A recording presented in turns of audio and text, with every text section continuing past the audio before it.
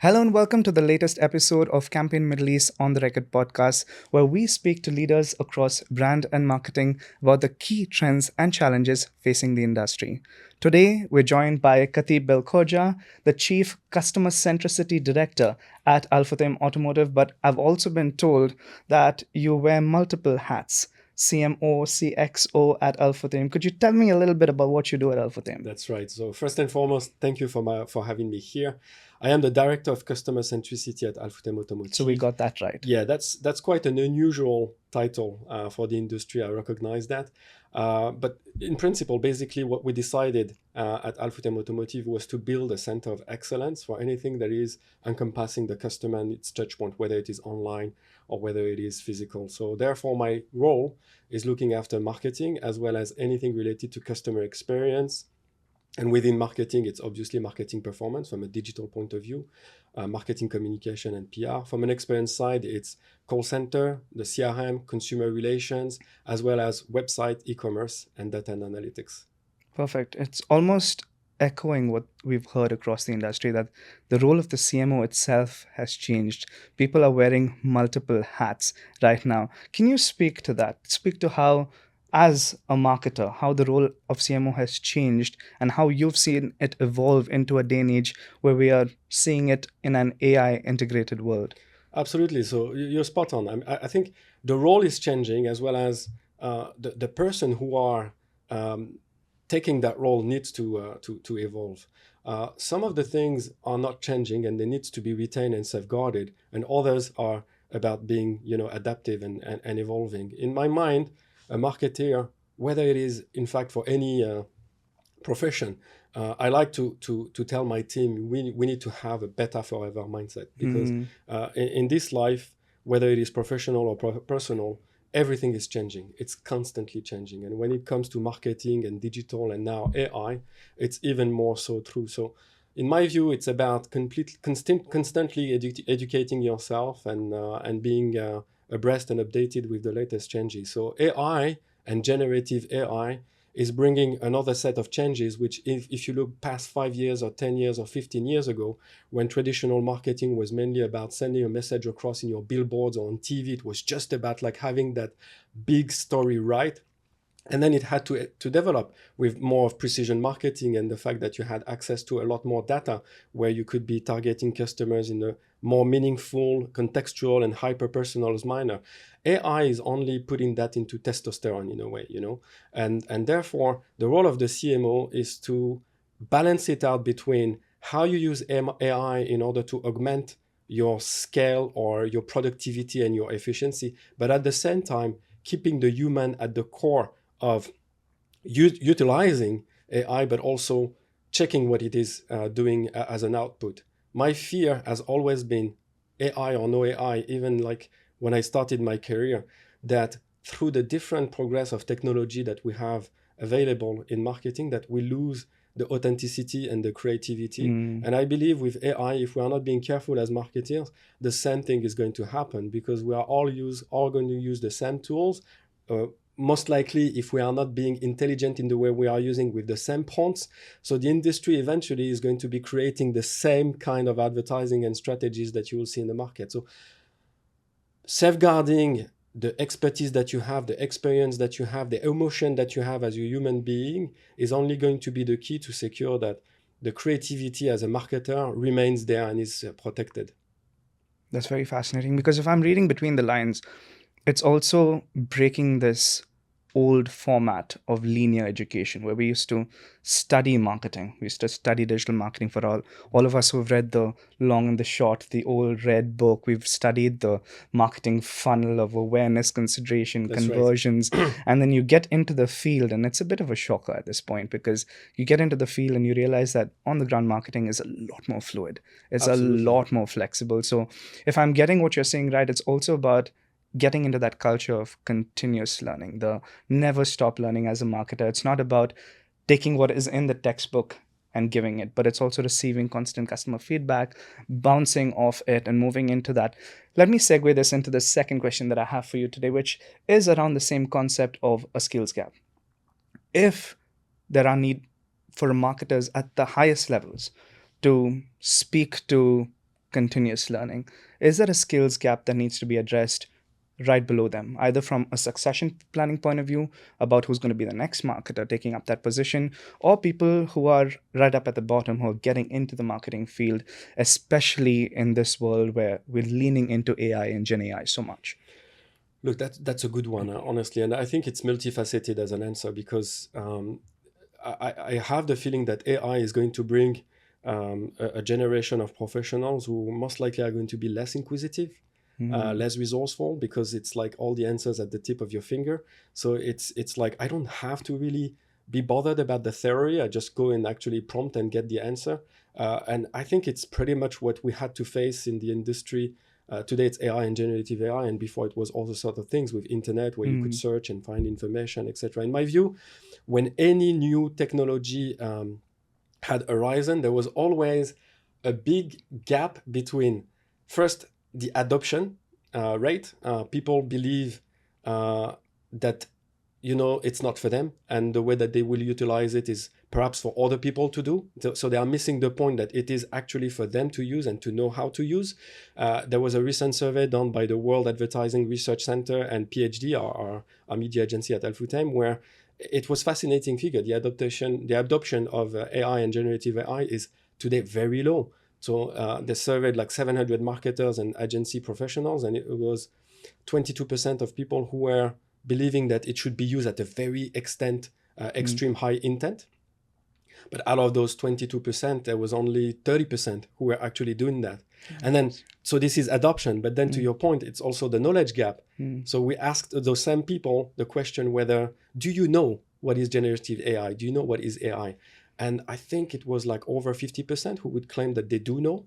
But then a series of questions came after the question. And there were like 5 different answers, that question that they had to answer. Only 14% got an answer, got 2 out of 5 right. Wow. So you're talking about 86% who believe that they know, but they don't. Right. So this is where I believe the duty of my responsibility as the director of customer centricity in my organization, together with our chief data officer, is to secure that we have the right materials, the right resources to upskill the people throughout the ranks of the company. They don't necessarily need to be senior. They can be junior as well. They need to understand the value of utilizing those tools, and they need to be constantly checked and refreshed with the knowledge so that we take the maximum benefit out of the technology that is surrounding us for cost efficiency, productivity, scale, etc., etc. I think the biggest crime, in my view, is that to have all of this technology and progress going on around us and not, utilizing it, or only scratching the surface, right? That's very interesting. And it builds on conversations that we've had with CMOs across multiple tables, across multiple roundtables, conversations at the recent events that we've had. People have spoken about the difficulty, so to speak, in balancing the speed of technology and the pace at which it's coming to market, the speed of culture that the customers are going at, as well as, if you're being very realistic, the KPIs that each of us have. Some have KPIs coming down from the CFO, some have KPIs coming down from the CIO, some people have, in your opinion, coming down from the CXO and the CMO, and how that's going to be translated on the day-to-day. And this brings us to that question about how is this implemented? How can we address the skills gap? We've got, like you said, people who think of Gen AI, and the first thing, especially within marketing, even when we've had conversations with people, they think that they remember that Gemini, presentation that came up. Oh, wow, what you could do in 3 weeks, you can do in minutes now. Yes. Creative, copy, all of this. But then there's this strategic thought that's lacking. Gen AI LLMs also can give you analytics, can give you things on your dashboard that you need to speak to and make decisions based on. Is there a skills gap? And now that we've established to a certain extent that there is not just lack of understanding, but lack of knowledge on how to use it, what can we do to address that? What can we do to upskill specific teams across the organization to make them more adept at using these tools. Absolutely. So that's spot on. That is something which a lot of organizations are facing. And the way that we answered it, at least at Al-Futtaim Automotive, we've been experimenting all kinds of use of AI and generative AI for almost a year and a half now. And it sounds like not a lot of time, but it actually is, when you consider that it became a hit really about like 2 years ago, When Gen even AI though came. Gen AI was still, it was out there for quite some time already, but it really broke through, let's say 2 years ago, and we actually jumped on the opportunity quite early in Al-Futtaim Automotive, in Al-Futtaim Group in general. To go back to your question, it can be overwhelming. So you have to be very careful the way you look at it. The intention is not to boil the ocean, and or otherwise you'll die trying, honestly. So it was for us looking into thinking of what could be the use of application that are the most meaningful and impactful for us by starting with problem statements. So where do we have certain problems, or let's say opportunity, that technology can have a part? It's not implementing technology for the sake of implementing technology. One of the most straightforward, it's not a problem statement per se, but like you said, creative development, production. Obviously, you can do it faster, you can do it at a higher pace, you can therefore have all kinds of creatives at a much cheaper cost that allows you to go into A/B testing at different stage of the funnel, therefore improving your cost per lead, improving your cost per order, etc., etc. So once we park that on the side, okay, this is creative production, potentially agency retainers. For the agency that are listening to me, please don't hate me. But that is pretty straightforward. Yes. There. Fine. Okay, you park it on the side. There are so many other aspects outside of marketing per se that are worth investigating, but in a way that is very sensitive and reasonable. So customer engagement. We have looked at how can we improve the relationship between the customers and our brands, where it is in the website, when it is with our call centers, when it is in the showroom. So we are investigating now a use case which is AI speech sentiment analysis, where it is, to your point, improving customer engagement, but at the same time gathering analytics. So obviously you obtain customer consent through the conversation, but the AI tool behind it is analyzing the voice and the sentiment through the conversation to understand, one, is he happy with the call center agent that is talking to him? That's one of our KPI. And second, the content of the conversation. So when it comes to the discussion around a model, how satisfied he is with the answer that he gets, that increase his interest to the model, or it is the pricing, or it is the offer, or answers that he gets from the call center agent about stock availability, about the pricing. And that information is actually broadcasted in a certain data lake for us, where we analyze this offer could be strengthened. This model, the fact that the stock is not there is an issue. The pricing is not perhaps competitive to what we understand or what the customer is saying about another brand, etc.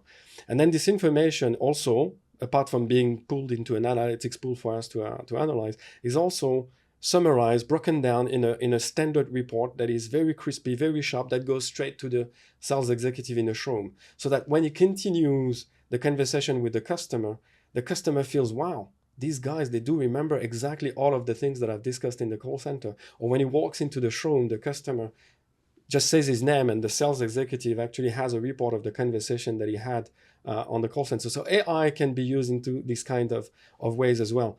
But back to my point on boiling the ocean, this is where you need to be very careful, because, like I said, if you are not patient and pace yourself out, and also strategic in where you're applying, you can solve a problem by creating one which is even bigger.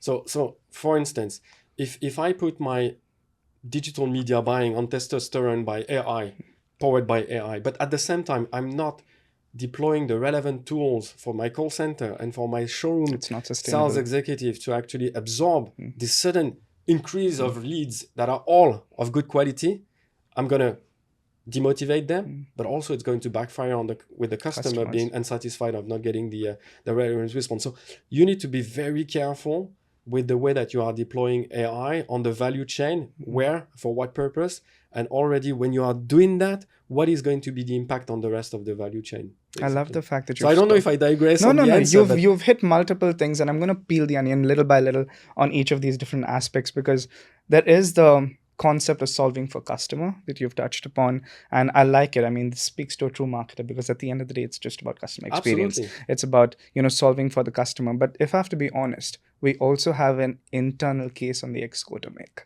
We have we're running a business at the end of the day. Absolutely. It's not charity.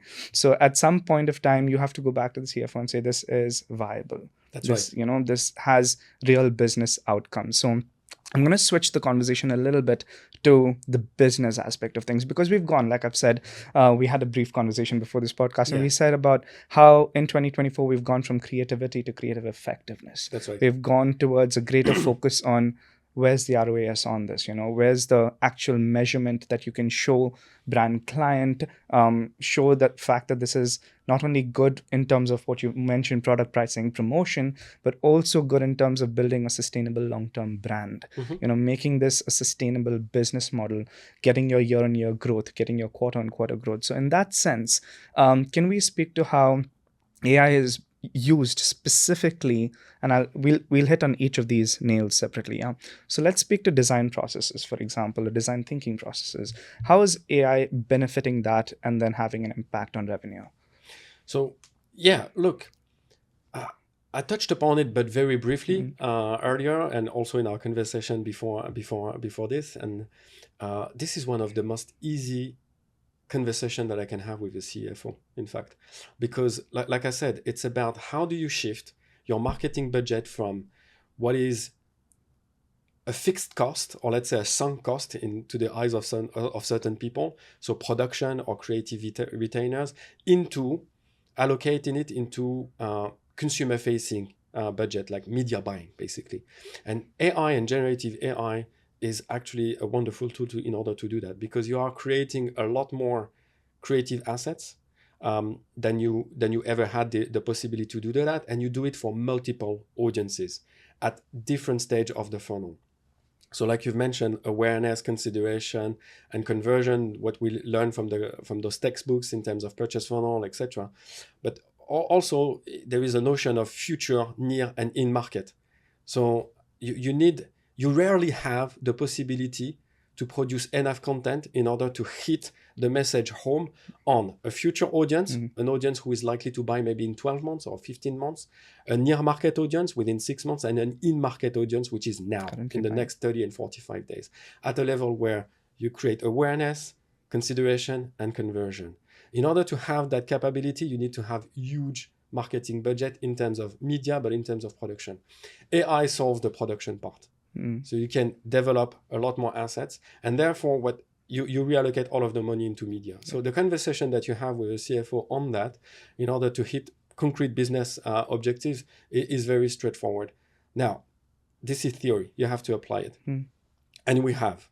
At Al-Futtaim Automotive, for the last 16 months, we've been testing on separate brands the impact of doing that. And I have to say that in terms of lead volume and in terms of conversion from leads to order and leads to sales, it has increased through a double-digit percentage. And it is now helping us for next year to plan a lot more money into media than into fixed cost, but keeping the same marketing budget available. So it's kind of a dream situation for any CFO or CEO in our organization. You keep the marketing flat, but you get more out of it.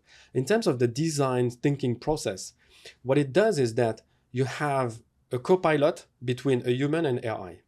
So the human suddenly is no longer stressed and overworked into the tiny details of the creative process. The production process is, if he's rightly doing that, and we have worked a lot with that, is just having to handle and to fine-tune an output that is coming from his own prompts using the AI tool. And that unlocks a lot more possibility for a creative designer, because his mind is free to actually doing more quality, impactful work. But the journey was not easy. When we first established this proof of concept, it was very hard for our in-house graphic designer team or copywriters to actually get on board with that, because they felt like, whoa, is it going to be replacing me? And now they are realizing, and they have realized, that in fact It is just augmenting their output and actually we are seeing them as pivotal and critical in order to run that content machine internally. It's true. I think that echoes again what a lot of people have been saying. It's not humans versus AI. It's humans plus AI Absolutely. greater than humans without AI. But I'll take this conversation a bit further. You did touch upon leads conversions. Are we seeing this have a direct impact in terms of car sales as well? In the sales, not just from brands, but also from dealerships, OEMs, all of that. Yeah, absolutely. I mean, what we are analyzing is we are constantly analyzing our leads on a day-to-day basis. And we know when we were live with that pilot and where we were not. And we're trying to isolate different criteria to understand where is the incrementality coming from. And clearly the incrementality was coming from the possibility of having multiple creative, addressing in a very personalized manner multiple audiences, which we were not able to do earlier. So having our creative production on testosterone by having AI scaling and doing those repetitive tasks in a much faster manner has definitely been tangibly proven in our bottom line. If I can throw a curveball in there, going back to our first question about the role of the CMO, is the role of the CMO not just to be a voice of the customer in the exco now, but going beyond that to advise on the financials to an extent where there are different types of organizations that they see the benefits of AI, right? Along with the benefits rise expectations within the organization. So you spoke about keeping the marketing budget flat and then having multiple on it, exponential growth on it. What happens to organizations that think about dropping the marketing budget, especially when we're going into a year with recession and then expecting the same results, or on the flip side, increasing the marketing budget and expecting 100x results on it? Absolutely. So you have this famous pyramid where you do less. I mean, you do the same with less. Which has become almost the theme of the market Yeah. now. Tight margins, lower costs, lower budgets, and expectations are still sky high. Absolutely. I think the ambition, and we should all aim to that, is to actually do more with more. But there's a lot of other prerequisite that needs to be established in order for us to actually validate that we have done more with more. And that goes back to being a little bit more precautious in the way that we go forward. So we need to have in place all of the different measurement and monitoring mechanisms that are going to prove and validate that when we are spending more, we are actually doing more through those AI use cases. And because we are still at a point where you want to go case by case and you don't want to boil the ocean by doing too many things and then not being capable to attribute to where it's coming from, I think it's safe to say that globally, and this is what we are doing at Al-Futtaim Automotive, the idea is first and foremost to do more with same, establish a baseline, understanding what is bringing incrementality in this scenario where we are applying one use case, which could be, like I said, the AI sentiment analysis, or the fact that we are now going to standardize AI creativity or creative production. There are other aspects of AI. Obviously, I'm not mentioning the conversational chatbot on WhatsApp or on websites, but it's to give it its own time to actually show independently its value, and then you can consider that right now, if I am looking back in my ROI econometric modeling, the attribution of such novelty or disruption in the way that I'm doing and activating this communication channel is worth me spending a little bit more on that. But I think today is more globally in the land of do the same, do more with the same amount of money before you actually go and say like, I'm going to do much more with a little bit more money. Interesting. I'll also segue this conversation into other concerns around AI. There are regulatory concerns around data privacy, transparency that have been brought up. There is this hesitation, if I could use that word, about how far you can use AI, right? Is there a need to consider the regulatory part of it, the data privacy, transparency a little more, especially now that we've gone into the opt-in categories, but also from an actual day-to-day usage perspective of hallucinations and all the difficulties that we're facing around it? Does the solution lie less in leaning into AI and more into thinking about it not as a one solution for all, but rather as an augmented tool that still needs a lot of human input within it? Yeah, I think it goes more into the latter, in my view, as of now. And you know, for whatever practices, whether it is utilizing AI or not, at Al-Futtaim Automotive and at Al-Futtaim in general, we take data privacy very seriously, and other company will tell you that. The framework is perhaps not as prescriptive and descriptive as it could be in other regions, but still we are trying to anticipate, and we know that at some point in time it will be, and it is starting to be, by the way.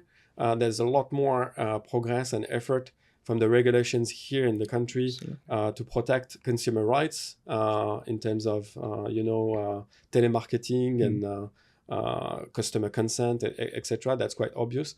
And I do believe that what we are doing at Full-Time Automotive, by appointing a chief data officer specifically for our automotive division, shows the importance of that. And when it comes to AI, it's the same recipe for me. It's about being entirely transparent with our customers. So having the customer consent, explaining to the customer what the AI functionality is going to do for him is also very crucial, what it will do and what it will not do, so that there is no doubt or false expectation about the output of the conversation, whether it is, for instance, to give some advice in the conversation, or the fact that the AI tool needs some information from the customer in order to better counsel the customer. All of that needs to be clearly transparent and explain under which framework the data that the customer is giving away is going to be utilized. So yeah, I do believe it's an extension of what is normally and should be the hygienic foundation in any organization in terms of global data framework and architecture and governance. And what about the internal? You've spoken about the external, but going back to this conversation, it's almost like we're speaking on a theme. So we spoke about a skills gap earlier in the conversation. Right. So there's a need for education and awareness internally within the organization. There's, like you just attributed to, there's a need to educate and create awareness externally to the customers. Absolutely, yes. As well, and create that transparency about what you're doing, how you're using their data, why you're using their data, create that level of personalization for them, and give them the option even after that to opt in or opt out. But speaking to the AI plus human aspect that we just touched upon in terms of hallucinations and things like that, in terms of creatives, is there a need for us to understand that AI isn't a one thing fix all? It's actually requires and Absolutely. will always continue requiring, even as it gets better and better. Absolutely. For me, you're preaching a convince here. In my view, and this is how I've always addressed it with my teams internally, and every time I say it, I feel like maybe they are not believing me. But it is the actual Well, now truth. you've got to believe it because it's on camera and we've got this for the whole world to see. No, but my message is always it's a better forever mindset that we need to have. AI is just a new frontier that so many other things have happened in the past in that kind of same trend. You need to know it, you need to hone it and to master it, and you need to use it to augment your skills and contribution. It's really an AI plus human play. And what you've just mentioned on hallucination just proves it. If you are entirely leaving it to AI to actually do your end-to-end input and output, you're done. Because your message in the market is sometimes without proper checks and balances and human intervention, like I said before, on the creativity front, on the authenticity front, but also in terms of correcting what could visually look very bad, or what the message could also be very wrong, because it's only telling what is being fed. And there are sometimes some algorithm bias, because it's only fed with a certain amount of information, which over time certain things changes. And when you are just not looking after what you have been creating at the end of the value chain, you expose yourself with sometimes the opposite effect. Yeah. So creative designers, copywriters, when I'm talking about marketing and creative content, they have a role which is absolutely crucial on the input, but also on checking the output. So unless there are major developments happening in the next few years, and I know it's developing at a very rapid pace, AI is not a one-stop shop or a standalone independent tool that can be used without human intervention. It's so true. And it's also like we're saying, you touched upon messaging very, very closely there. Apart from just creativity and copy, there's also the messaging within it, the narrative within it. We as humans understand context. We understand the changing developments. We understand it at a faster rate. We are emotionally intelligent to cater to those audiences, to Absolutely. personalize those audiences. There's always going to be a need for, and this concept of localization within the region has really come to the next level, whether it's an Arabic content or the type of content we're putting out, contextualizing it not just for the Middle East and painting with a broad brush, but the message for the UAE audience is going to be very different. The messaging for the Saudi audience is going to be Absolutely. different. So yes, AI is a tool that helps, but the human interaction is always going to Absolutely. be there. I like this concept that you've been mentioning throughout. Forever better, is it? Better forever. Better forever. Let's give you this opportunity, Khatib, to end this discussion with any closing statements. If you had to make sector agnostic, advice to the rest of the world, or you have a point to be made at the end of this podcast, what would it be? Well, in the context of the whole conversation we had, I think it's quite clear that one is better forever mindset. The other one is let's not boil the ocean. And the third one is let's not try to inject or implement technology just for the sake of it. It really needs to have a purpose to either solve a problem that you have carefully and precisely identified or an opportunity. Great. Don't boil the ocean. Don't even try boiling the ocean. The ocean's too big for you to try boiling it. A better forever mindset. And the AI isn't going to solve everything. We need humans involved at every stage. What a wonderful conversation, Kadeep. Thank you so much for joining us. My And pleasure. that's a wrap on this episode of Campaign Middle East on the Record podcast. Thank you for joining us, and stay tuned for more such conversations with experts in the industry. Thank you so much. Thank you, Kadeep.